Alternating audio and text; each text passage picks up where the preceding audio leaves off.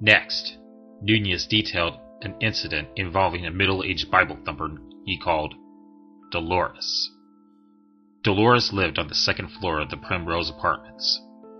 She was a sweet lady, but painfully high-strung. At least once a week, the cops were summoned to her humbled abode. She heard a noise after midnight? Call the cops. Two suspicious-looking men talking in the parking lot? Call the cops. Her son's out 5 minutes past the curfew? Call the cops. It had gotten to the point where the dispatchers recognized her voice. Nunez had been sent to calm her down more than once. He believed that, truly, Dolores needed someone to talk to. And she talked a lot.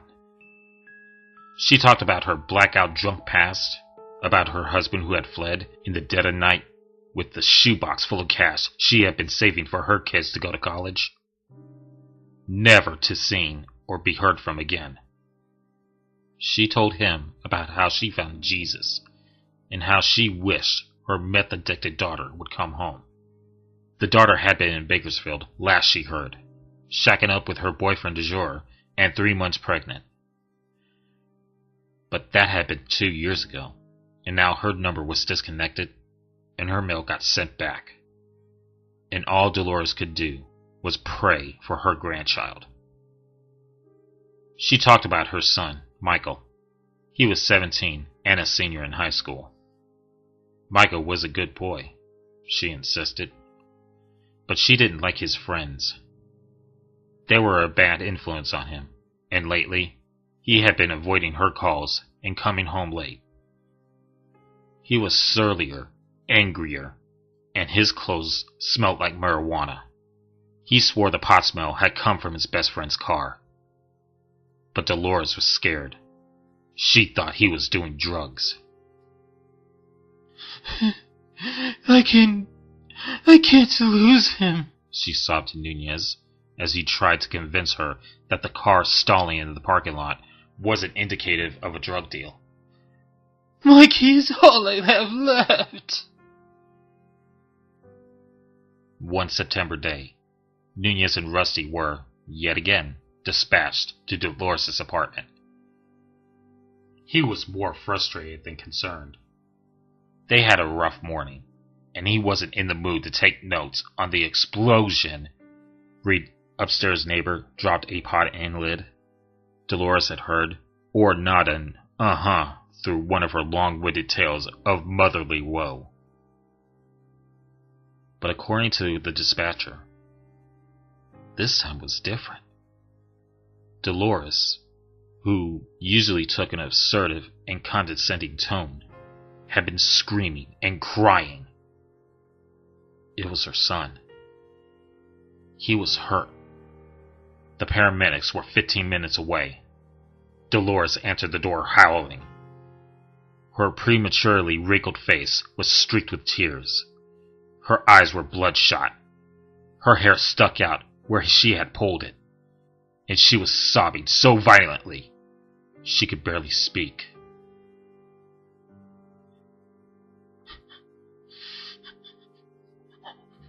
Michael, she panted, pointing towards a closed door. Michael, he's... She screamed, primal, animalistic. She cried out to the sky and collapsed to the floor, burying her tear-stained face in her knees. Even thinking about it, Nunez told me, was enough to make him tear up. All the pain and despair in the world was captured in one scream. Rusty tried to comfort Doris. Nunez, hand on his gun, opened the door. The smell hit him immediately. Musty, like a basement after a rainstorm, mixed with something sweeter.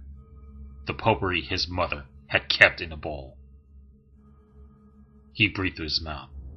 He flipped the light switch. A teenage boy's room, in the far corner. A mattress, with bedding kicked aside. On the mattress, a young man, no older than 18, was propped against the wall. His head hung down, jaunced blue eyes still open, skinny, anorexic purple blood pooling under waxen skin, stringy red hair, blotched, infected track marks, oozing pus, joints stiff and contracted, swollen tongue lolling. Nunez buckled. He might have cried out. Trembling like a dog, he knelt by the boy. Given the dullness of the sunken cheeks and the violent hue of the flaccid limbs, he hypothesized the kid had been dead for hours, if not a day. Overdose. Slipping on a pair of latex gloves, holding his breath, he reached for the corpse's face. The glassy doll's eyes were too much to bear. If he closed them, his head would stop spinning, and his hands would stop shaking, and he could function like an officer of the law, as opposed to a squeamish little... A hand clamps on his arm. An icy, vice-strong claw grasped his arm. It took him a twisting, maddening second to realize what was happening. Michael's. Cold, dead, decomposing. Michael's. Cyanotic fingers were wrapped around his wrist. Nunez fell backwards. Michael sat up straight, folded, turned his torso. His stiff, angular joints jerked maniacally, grotesquely. His tarnished, plastic eyes stared, lifeless ahead. Then the jaw moved, jostling the swelling, languid tongue. And, with no respect for mechanics or anatomy, he spoke. Officer Nunez. A monotonous, alien mockery of a human voice. This will all burn. You will burn with it. Nunez grunted, kicked, tugged, broke free of the creature's grip, twisted onto his hands and knees, stumbled to the door, turned the knob, and fell into the living room, slamming the door behind him. Dolores was curled up on the couch, sobbing quietly. Rusty stood in the doorway, waving at the paramedics, who were making their way down the hallway with their gurney. That boy. He's not... Nunez stammered. Rusty turned to him, then snapped her head back towards the hallway. What the fuck? A paramedic pushed past her into the apartment. On his heels was a teenaged boy with longish red hair and blue eyes, dressed in khakis and an NWA sweatshirt, looking quite confused. It was Michael. Michael, very much alive. Dolores screamed. In one movement, she threw herself onto her son, collapsing with him to a dirty shag carpet, clutching him in a suffocating embrace. Rusty gave Nunez a look. The paramedic rolled his eyes. "Dying boy found walking upstairs to his mother's apartment," he said sarcastically. "Please tell me he's got an identical twin." It was a miracle Nunez held on to his shit. Looking at Michael. Healthy, breathing Michael. Cradled in his mother's arms. He had never been so scared of a human being in his entire life. "There's a corpse," he managed to force out, eager to establish some context of the zombie movie jump scare he just experienced. Nunez grabs the doorknob with his right hand, pulling himself up. Searing pain tore through his arm. He fell to his knees, groaning. The paramedic pushed past him, opened the door, looked in, and snorted. "There's nothing here." Nunez managed to rise to his feet. He and Rusty peered into Michael's room. There was nothing.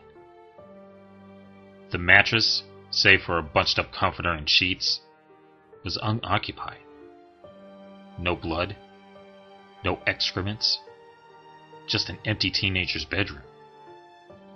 He did a lap of the room just to make sure.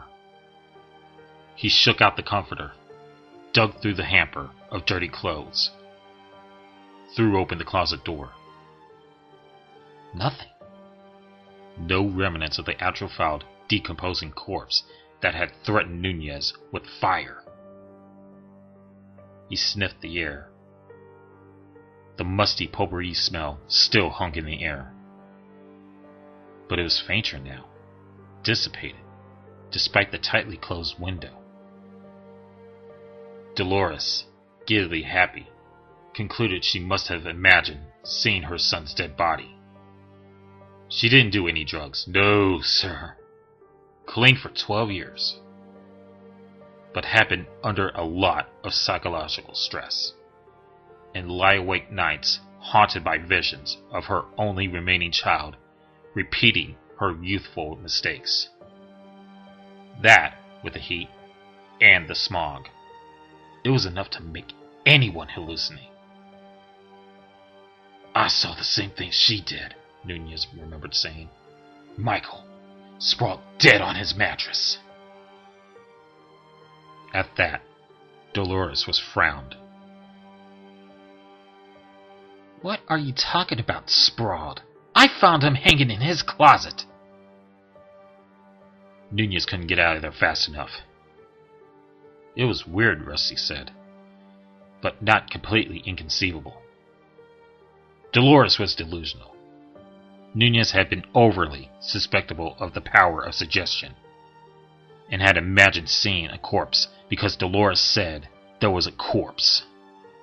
Induced psychotic disorder. "I don't know," she told him. "If you're really seeing things, maybe you should take some time off. Go see the department shrink." Nunez had passed on the shrink.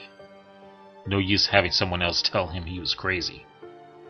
But as it turned out, the time off was involuntary. He woke up the next morning with his right wrist ballooning. Dislocation fracture. "I must have fallen on it," he lied. No attention was paid to the 5 purple bruises around his wrist. So much like the prints of 5 strong, clutching fingers.